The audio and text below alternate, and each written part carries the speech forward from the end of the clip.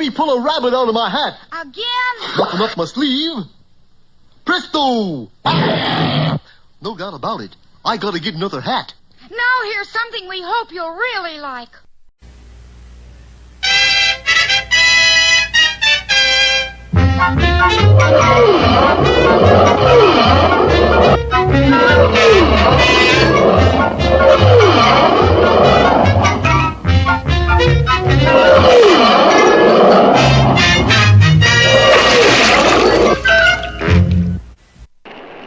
Well, our heroes are all at sea, for Boris Badenoff has tricked them into a leaky lifeboat, cut the cables, and watched them drift away in the fog.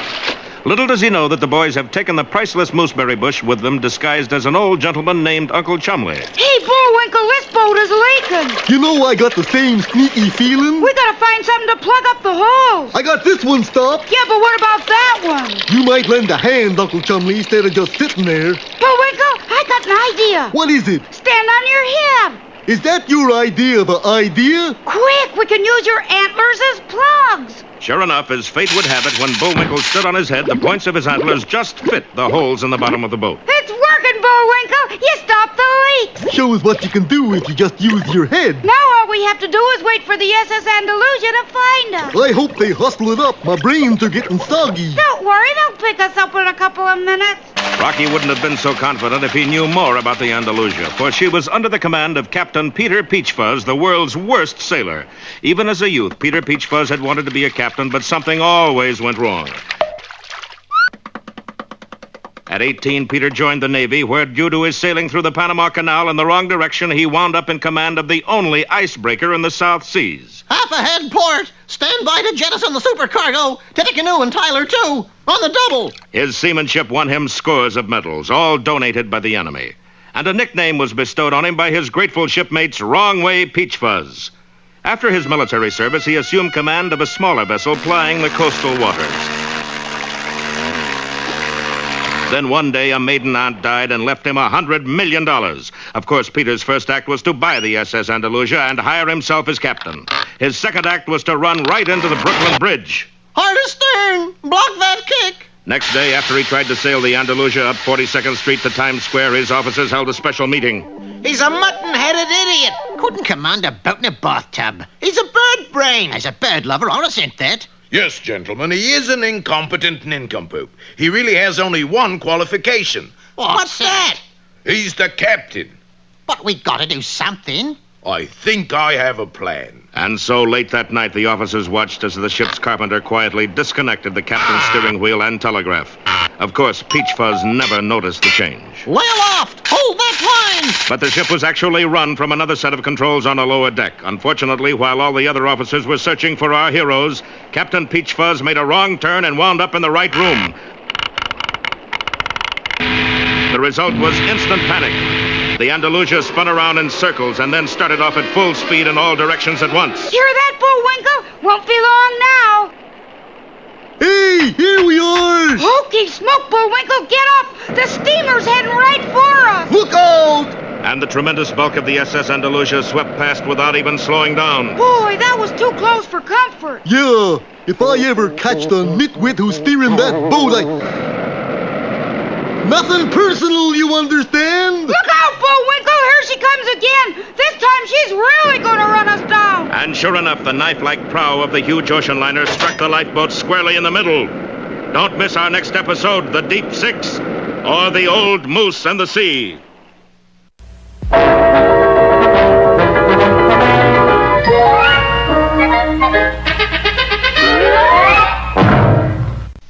And now it's time for... Time for the dancing fool, Bullwinkle! Again?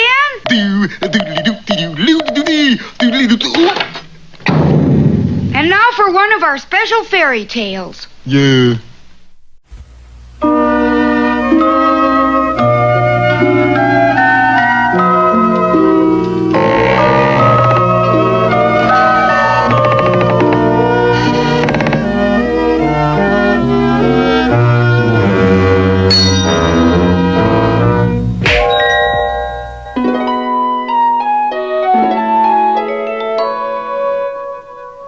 Once upon a time, in the little town of Daniels on the Rocks, there lived a beauty and a beast. Oh, I'm not really a beast. I Actually, I'm a prince, but I'm all fussed up like this because of witchcraft. Please.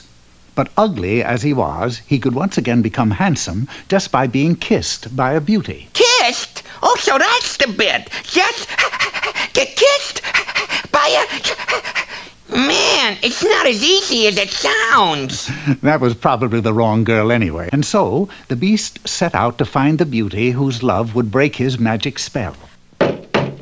How do you do, miss? I'm not really a beast, but a prince. The victim of... You're no prince. And you're no beauty either. Boy, that's what I really needed.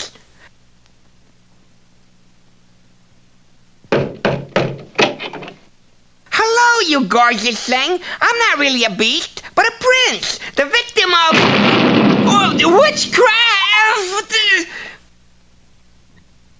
Listen to me. This is a true story. I'm a handsome prince. Well, an inventive beast knows when to change tactics, and this particular beast knew that it was the smart thing to present his case before presenting his face. Call me a beast, will you? Next, the beast posed as an old friend of the family. Ho, ho, ho, ho, ho, ho, ho. How about a big kiss for Santy? Well, obviously it was time to look for another approach. A kissing booth at a fair, for instance. There, the beast would simply buy a kiss for himself, and it just might be the kiss. Then again, it might not. Maybe I should quit when I'm ahead, if you can call this being ahead. Well, if one can't even buy a kiss, one is forced into devious measures. Something subtle, sophisticated, something ingenious, yet inobvious.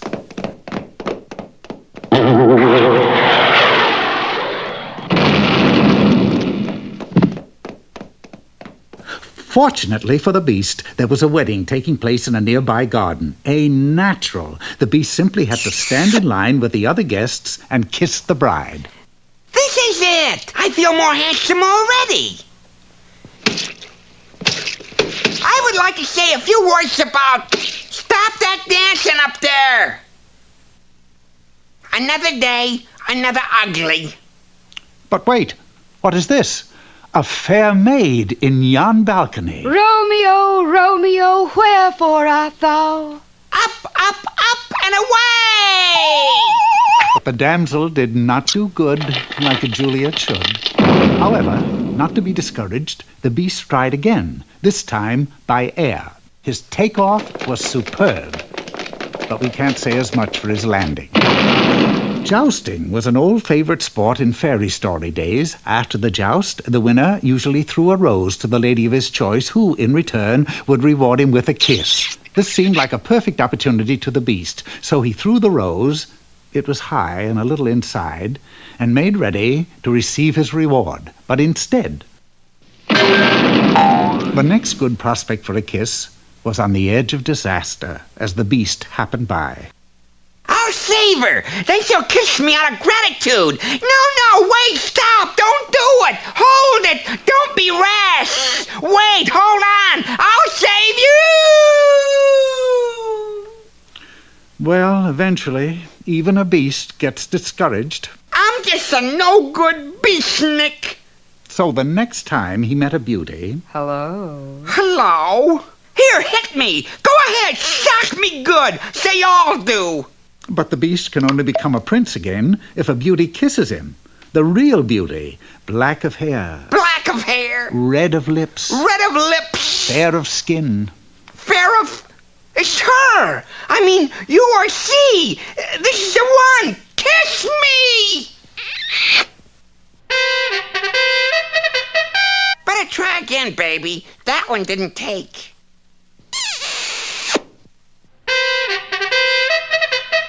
Well, the script says that you turn back into a prince. You really are a prince, aren't you? Listen, bud. You get kissed your way, I'll get kissed my way.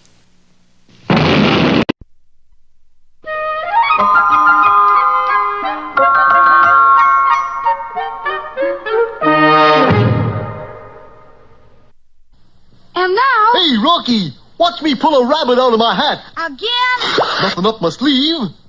Presto! Wrong hat. I take a 7.5. Now here's something we hope you'll really like.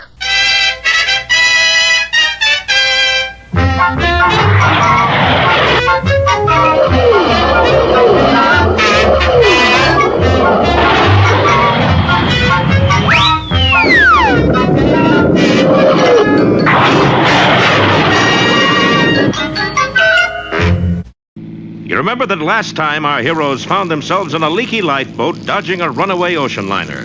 One time they forgot to duck, and the sharp bow of the steamship struck their tiny craft right in the middle. When it passed, there was nothing left of the lifeboat but splinters. Fortunately, Bullwinkle had been able to grab onto part of the ship's anchor, and our heroes dangled far above the waves as the liner plowed on.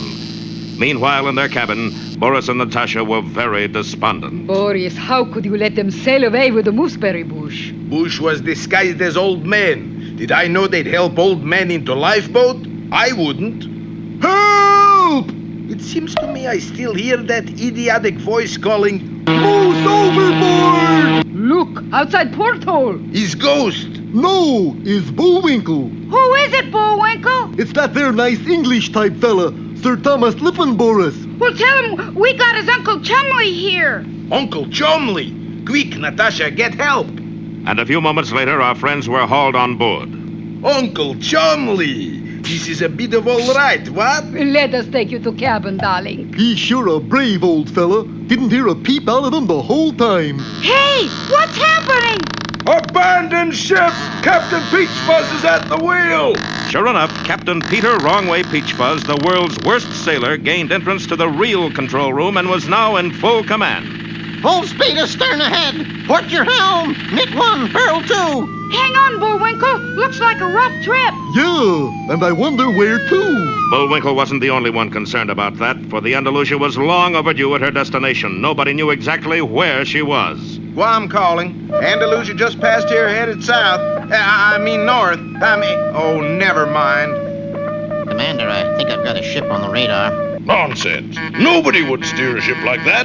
The radar's out of order. But the commander had reckoned without Captain Peachfuzz, who could and did steer a ship exactly like that. Gee, Bullwinkle, we should be getting near Pennsylvania by now. Land ho! Oh, boy, we're Pennsylvania at last. Yeah, I could tell because of the windmills and all them tulips. Windmills, tulips, that's Holland. But at that moment, Captain Peachfuzz was picking a new course. Aha! Come right 200 degrees centigrade. Reef the forecastle. Play ball. And the steamer headed out to sea again at full speed. Radio messages crackled round the world. Hello, Andalusia. This is the Coast Guard calling. Come in. But unfortunately, Captain Peachfuzz kept his radio tuned to another station entirely. And in a National League, it's Dodgers 3, Cards 2. And in their cabin, our heroes waited for the boat to dock anywhere. Hey, Rock, I think we're there. What do you see? Oh, there's a whole lot of people waiting on the shore. Looks like a formal reception. Formal? Yup, everybody's wearing tuxedos. Oh, Bullwinkle, those are penguins. We must be near the South Pole. Whoa, we better ask for another blanket. But keeping from freezing wasn't the only problem facing our heroes, for as they sat down to dinner that evening, they found with a shock that their food had run out. Bullwinkle, if we don't make port soon, we'll die of malnutrition. I'd rather starve first. Will our heroes end up wasting away to ocean-going shadows? Don't miss our next episode, The Slippery Helm, or Captain's Outrageous. And now for all you co-eds who wish to become scholars, here's Mr. Know-It-All. Hello out there, scholarly maids. Today's subject is how to get into the movies without buying a ticket. The first approach is to go directly to the manager and say, "Where's my pass?" Unruffled by that minor setback, we try phase 2, which involves a disguise. Hello there, I'm Flo Ziegfeld. How's my show going tonight? Phase 3. Seeking out the location of the freight elevator, we then proceed down into the basement, where we shall then proceed up to the balcony. That's the deepest basement I ever saw. Is gate-crashing moose again? Hello, Mr. Theater Manager. I should like to apply for a job as a usher. What experience you got? I've been in the dark most of my life. Is good enough. Course job don't pay much. How much? Bag of popcorn and all ticket stubs you can find. It's a deal! Donning the usherette's uniform, we then proceed to our post in the mezzanine. Going through a door, we find ourselves... Oop. Wrong door. Hello, Mr. Theater Manager. I took the wrong... Where's your ticket? I don't need a ticket. I'm your new usher. Don't need no new usher. Just hired new usher. That did it. I wouldn't go in that theater if they gave me the place. Why not? I just happened to notice. I've seen this picture 3 times already. And now... Hey, Rocky, watch me pull a rabbit out of my hat. See? Nothing up my sleeve. Presto! Wrong hat. And now it's time to meet Mr. Peabody.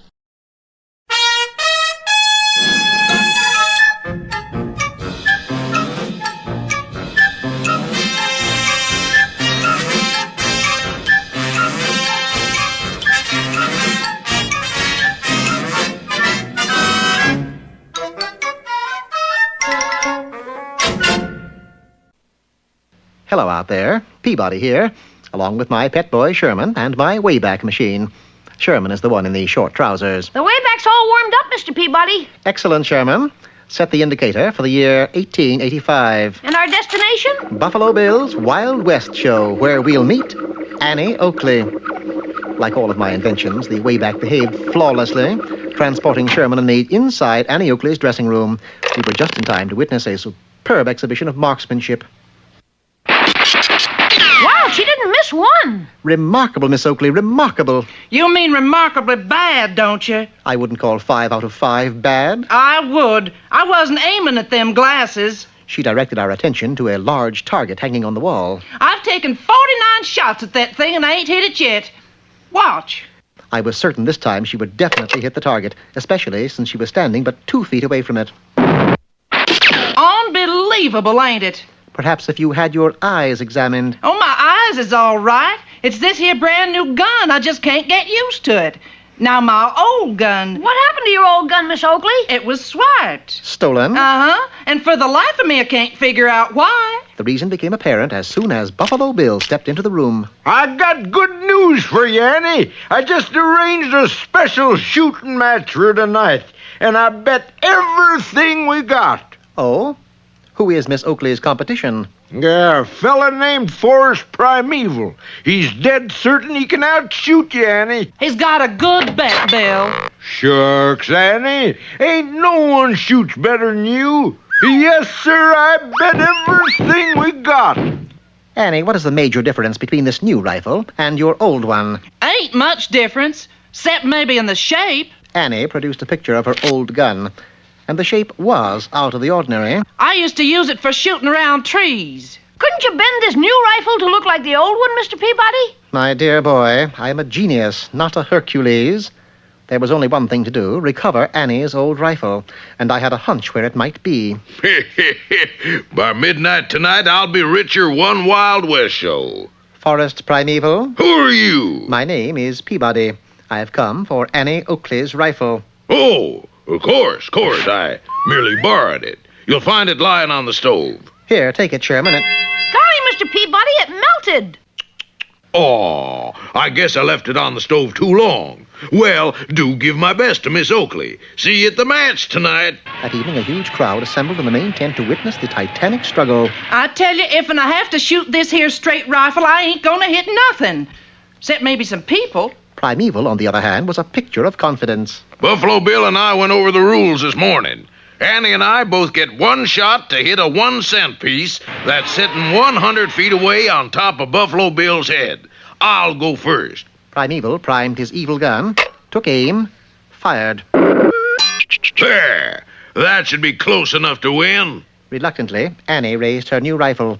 Just then, we arrived on the scene. My gun. Did you bring my trusty old gun? Yes, but we found it in a somewhat liquefied state. Well, even I can't shoot a gun like that. Perhaps I can. Hey, what's going on here? Look, Miss Oakley, either you shoot or forfeit the match. Having no alternative, Annie shouldered the new rifle. Gee, Mr. Peabody, it looks hopeless. Not hopeless, Sherman. Just bad.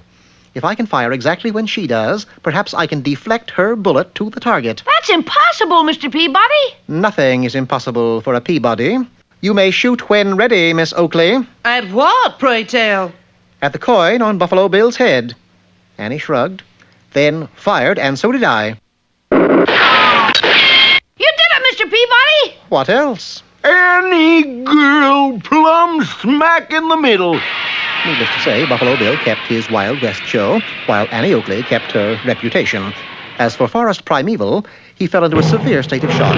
So severe he couldn't move a muscle. And strange as it seems, as the years wore on, Primeval became a national monument. But then I suppose you've heard of him. Petrified Forrest?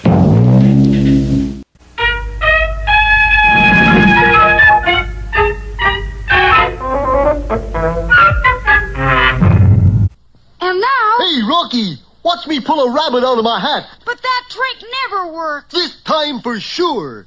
Presto! Well, I'm getting close. And now it's time for another special feature.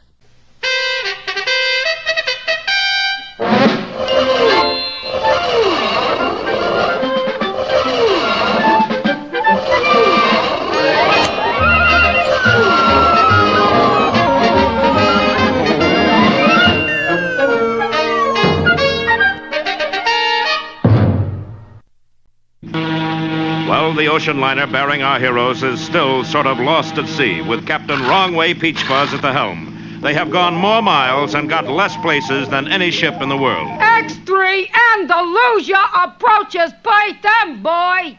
Wuxtree, Andalusia hits Point Them, boy. Damage great. And to make things even worse, the ship has now run out of food. Boy, am I ever hungry. Yeah, me Just too. looking at pictures of food makes my mouth water. Bullwinkle, what are you eating? I just couldn't resist the picture, Rocky, so I ate it. Okay, give me a page.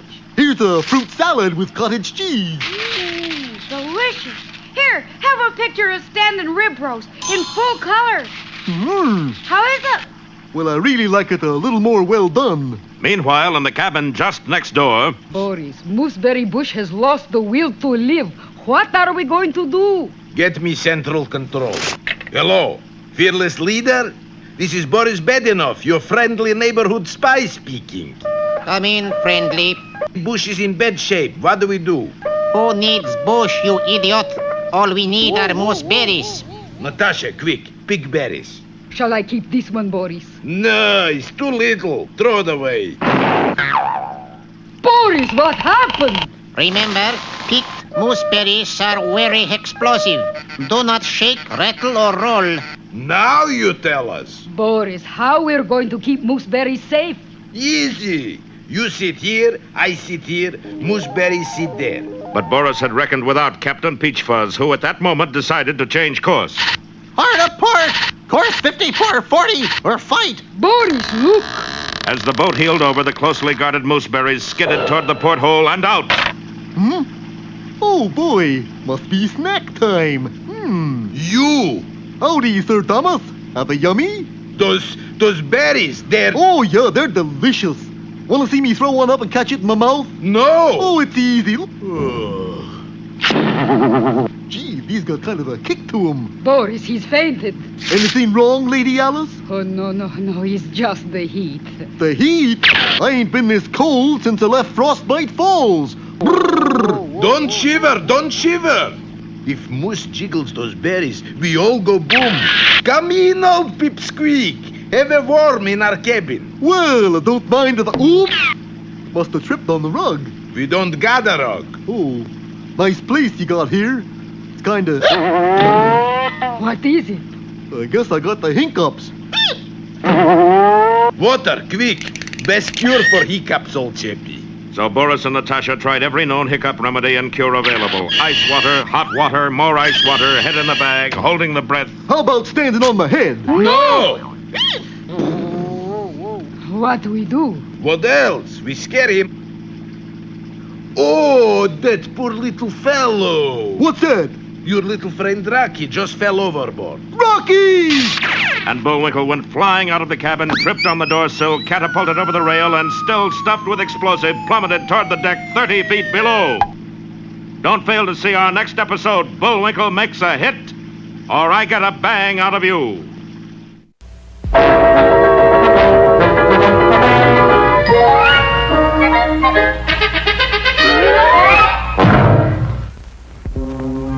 And now it's time for Bullwinkle's Corner.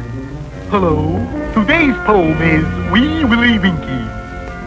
Wee Willie Winkie runs through the town, upstairs and downstairs, in his nightgown, peeping through the windows, crying through the lock. Are the children in their beds? For it's now 8 o'clock. George, there's a prowler outside. Help, please! Uh-oh. There he goes! Hit him off! Hold it, you. Up against the wall. Okay, what's your name? Wee Willie Winkie. Hello, R&I. You got a mate and a mug named Winkie? Why the candle? You a firebug or something? Sir, I am a moose. Okay, Jack, into the wagon. Look at that rock. That's just terrible. How come? Why, they spelled Bullwinkle with only one L.